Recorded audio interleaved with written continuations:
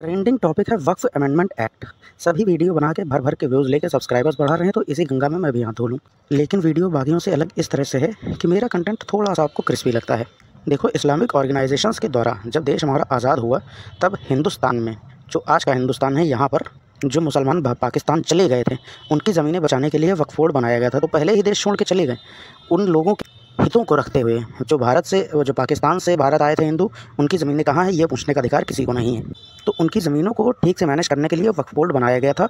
कायदे से तो ये होना चाहिए था, जितनी ज़मीनें थी उन्हें मैनेज किया जाता था, लेकिन ज़मीनों के एरिया में धीरे धीरे बढ़ोतरी होती गई और देश का सबसे बड़ा प्राइवेट लैंड होल्डर बन के वक्फ बोर्ड हमारा उभरा।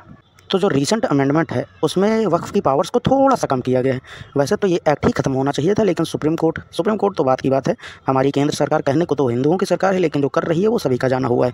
तो उसने सिर्फ पावर्स को थोड़ा सा कम किया, बाकी जो चल रहा था वही चलेगा। इसको लेकर देश में कहीं कहीं पे काफ़ी बड़े बड़े प्रोटेस्ट हुए। मुर्शिदाबाद में जो हुआ, जो कश्मीर फाइल्स मूवी बनी थी, कश्मीरियों की बात करते थे, अब हम लोग अपनी आंखों से मुर्शिदाबाद का दंगा हम लोगों ने देखा। त्रिपुरा का वायलेंस और ऑल ओवर द इंडिया ये वायलेंस हुआ।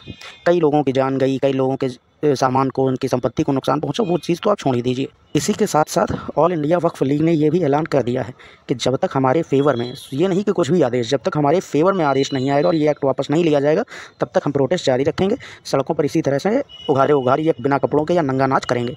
इस पर तुम अपनी राय ज़रूर रखो। इस लैंड माफिया के खिलाफ इस वीडियो को ज़्यादा से ज़्यादा शेयर करो। Thank you.